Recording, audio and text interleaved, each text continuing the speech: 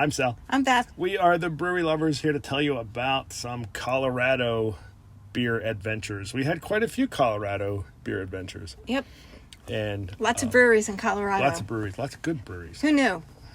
Just kidding. Good breweries in Colorado. We found a bunch. We found a few. We didn't find a bunch, but we found a few.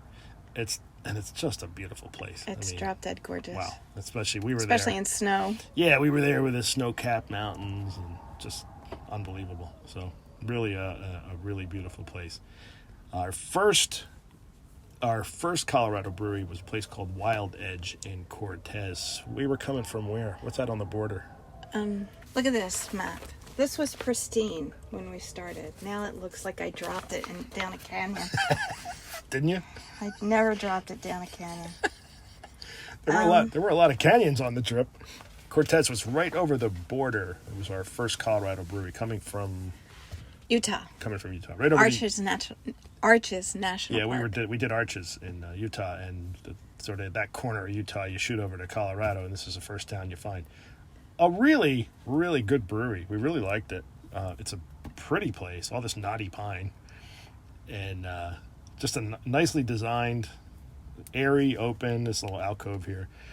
Tons of stuff on tap. All of it was good.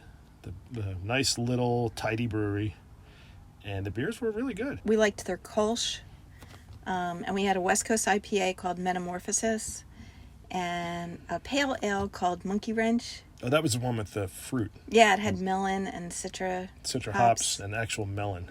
Yeah, it was nice. And Lackalith Hoppy Dark. Hoppy Dark beer. Also played trivia. We played trivia and we didn't come in last.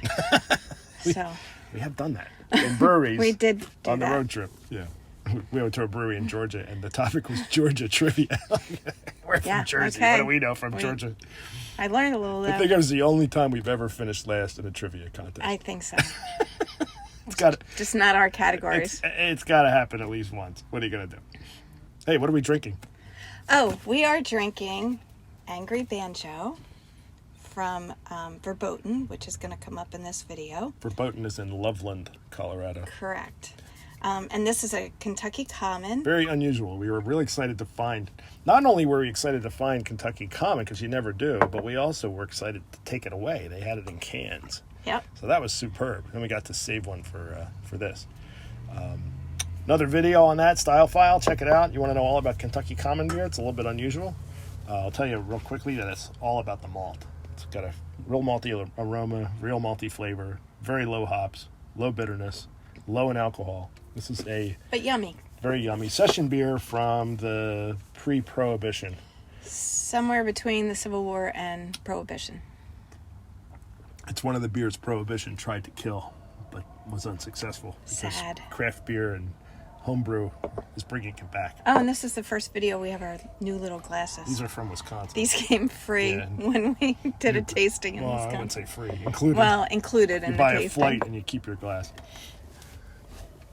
This is Rocky Mountain National Park. Kids and it was snowing and kids were sledding. Yeah, not too much in the way of scenery because of visibility. Not a lot of wildflowers. But it was fun to see the kids out sledding and frolicking in the snow. This is a brew pub in Littleton, Colorado called Lariat Lodge. This was really just a stopover. We'd done a lot of driving. And switchbacks. Yeah, switchbacks. Switchback driving. And Beth for the most part, because I think it was afternoon time. I do most of the driving in the afternoon. And nice place to stop, have a couple beers. The beers were solid. I know I had a Belgian Golden there that I liked. It's a pretty place. And I had a hazy. It reminded me of Von Trapp in Vermont. Yeah, it was really pretty. We sat outside and they had these gorgeous fireplaces. Yeah, these cool propane fires going. Probably an environmental disaster, but it was pretty. pretty nifty. Nice place to stop and get a break from the road. And hopefully not encounter rattlesnakes. They have rattlesnakes. Yeah, you see rattlesnakes when you're out west. You don't see rattlesnakes, but you see rattlesnake signs. We did not see any actual rattlesnake. Never saw a rattlesnake. No. Did we ever see any snakes? I don't think we did. I don't think I saw any snakes. But we did see bison. We did see buffalo. We stayed at a home where buffalo roam. This was a harvest host in Carr, Colorado. Called Memphis Ranch. Yep. Why was it called Memphis Ranch? I don't know. I didn't ask. Yeah. But we got steaks in the freezer. We had buffalo steaks in the freezer.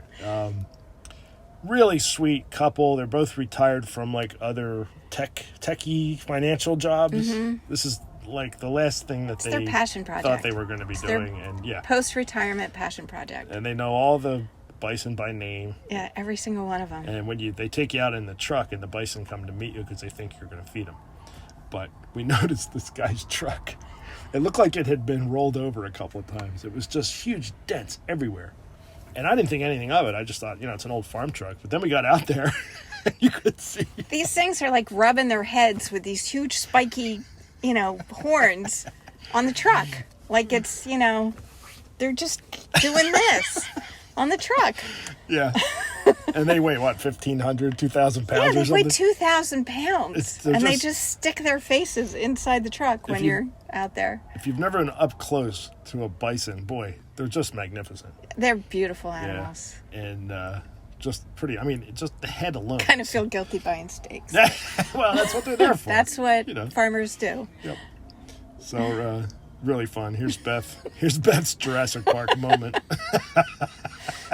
You got food for me? What's up? I petted its nose, but those spikes were a little intimidating. What did the sign say? Don't pet the furry cattle? Well, that's like a national park sign. Don't pet the fuzzy cows. Don't pet the fuzzy cows.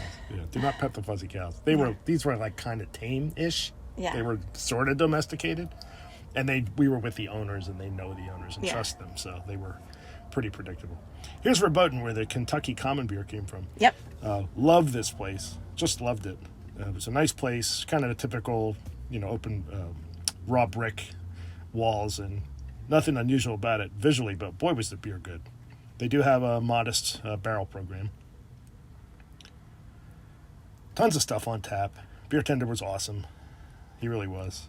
And we also met some really friendly, fun people there who were really into beer. And they pointed us in some other directions. And that often happens. It's really part of the fun of the experience. You go to a brewery and everybody has that one thing in common. It doesn't matter where you are politically, religiously, every race, every color. It's like you end up talking about craft beer. Yeah, which is great. Which is awesome. It's the common denominator, and it it also lubricates conversation. I think if you go to a restaurant or a bar, you're not as inclined to have conversation with the people at the nearby tables. Yeah, you might. But at a brewery, everybody's talking to everybody. Yeah. So it's a great way to see the country and meet the people. It really is a very social experience. We're standing there, and this ancient Winnebago went by. It was like, what are the odds? It was like this rolling history museum. I'm like, oh man, and I missed it. I didn't get the video. I was like, oh crap, because it was always gone. It was there and it was gone. And then it came back. I think lost, it couldn't find a place to park. He went around the block. It was hysterical. So that was a bonus. At Verboten, a couple of the ones that we really like, it was called Muncher wine, was barley wine made with Munich malt. And yeah. Was it barley wine or was it something else? No, it was barley wine. Yeah, it was good. It was really good. The Kentucky Common, which you don't see very often. We've seen it a couple places, but it's really uncommon. They had an alt beer that was called Quick Intervention. They had an amber peach habanero, and if you know me, you know I like hot peppers in my beer. They had a barley wine that was barrel aged in whiskey and rum barrels. That was amazing. And that was so good. I could have had like 6 pints of that, and it would not have ended well.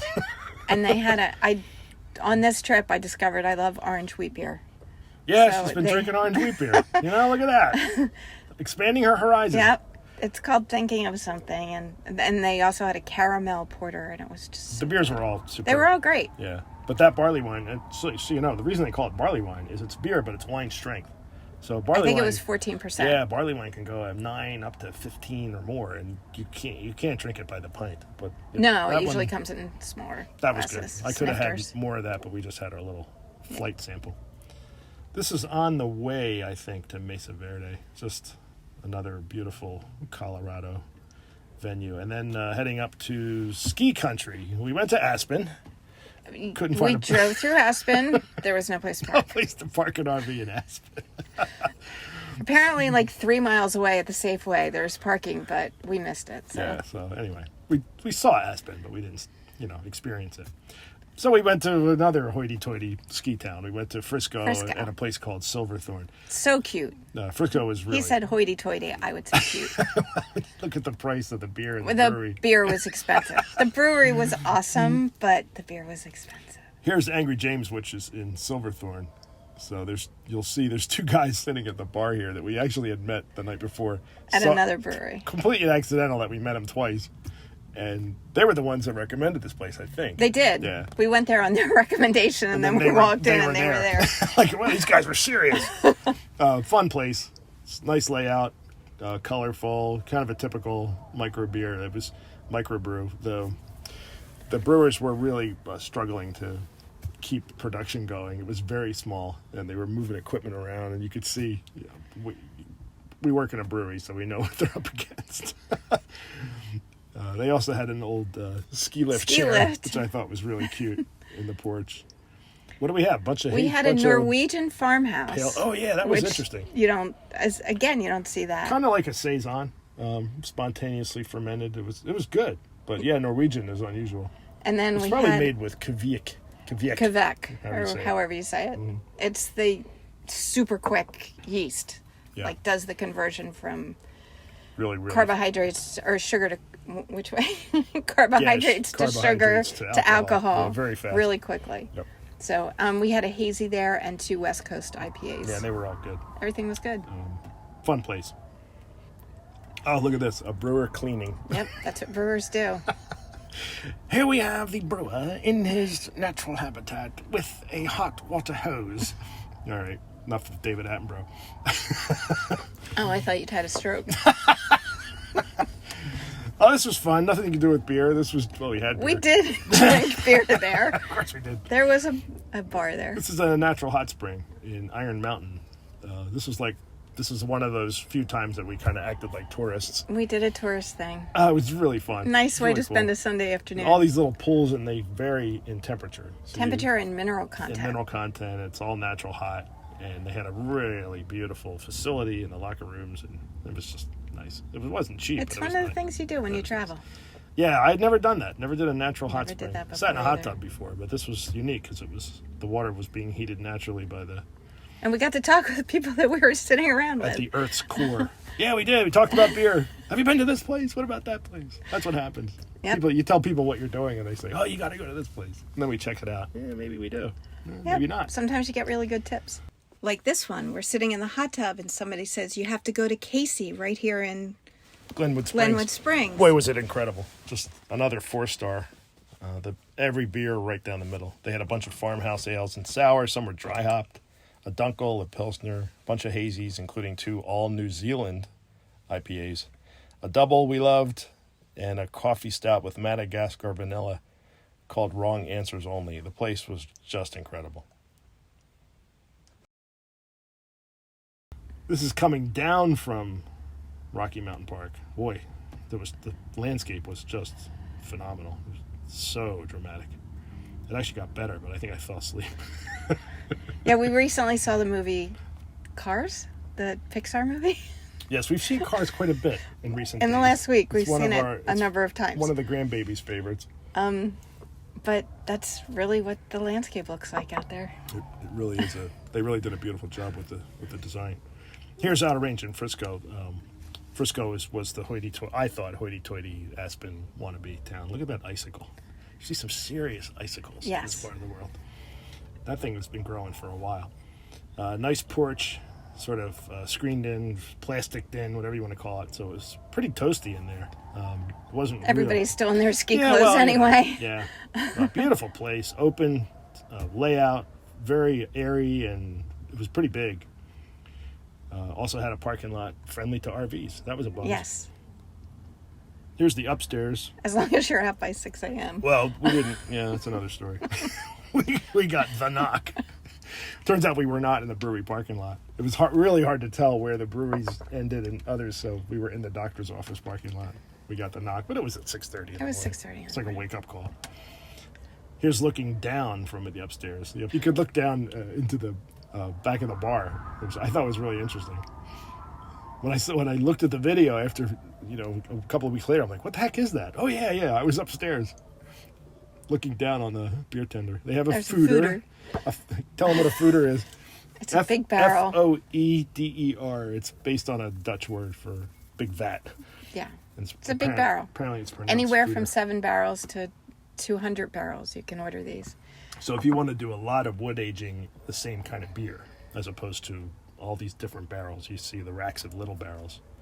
But if you have basically a hit that's doing well, and it's wood aged, and you want to produce a lot of it, you get yourself a fooder. And it saves you floor space in your brewery, because instead of having barrel, this is vertical instead of horizontal. Smaller footprint. I see a lot of fooders nowadays. Lots of hazies. They're pretty too. Boy, the beers in this place were just right down the middle. Everything was great. We did not find a single beer that we could fault or complain about. And you go to a brewery and like, the beer's okay, it's good, it's tasty. There's not anything wrong with it. But this was on a whole other level. They really are knocking it out of the park. This one, if you use Untapped, like we use Untapped, the app, to pick which breweries. We can't go to all of them.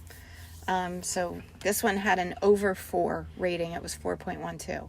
Out of 5. Out of 5, and you just don't see many over hardly 4 ever see ever. Any 4s, yeah. So this is a big one. 3.6, 3.7, 3.5, 3.4, 3.8 is pretty good. 3.9 is really good. 4 is, you got to go there.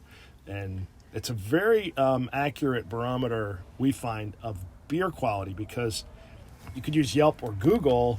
If the brewery sells food, you could get a 4-star rating because they had a great experience and they enjoyed their food. But the beer may not be up to 4 stars. Untapped tends to be pretty reliable. That's our secret weapon. Yeah. Because how do you choose? I mean, we've done 300 breweries so far, but well, on this trip we did over 300. Right. But how do you decide? That's how we do it. And we talk to people. As I said, we often get recommendations from people in other breweries in the neighborhood. What did we like there? We liked everything. What are the standouts?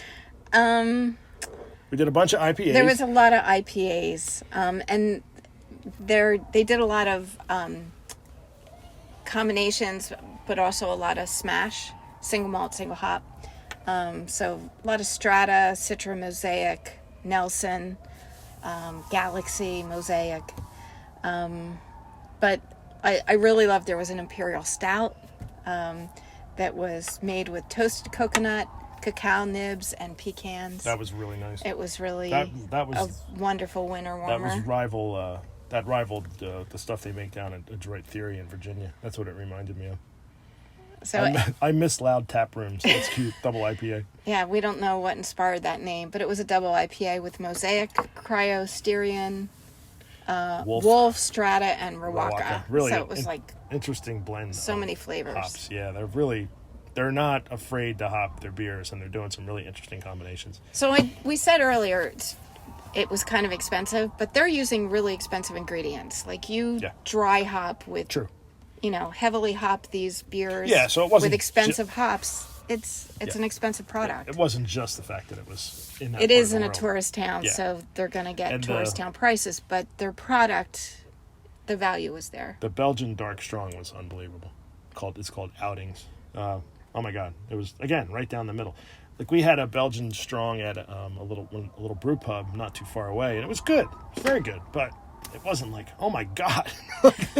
Most of these were, oh my God. If you ever went to a competition and had to judge these, you wouldn't know what to do. No. Because they're all perfect. How would you pick a winner? Yeah. They were that good. Anyway, good stuff. So we're not ready to judge in Colorado. Fun place. And I saw the bill at the end of the night. I was like, what?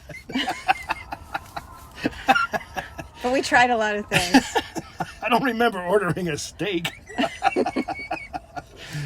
Or a pizza, for that matter. It was. I'd say it was worth it. The beers were that good. This is coming up into Mesa Verde. That was an interesting drive. Lots of switchbacks and snow. Switchbacks and snow. They had gotten hammered with snow. In fact, parts of the park were closed.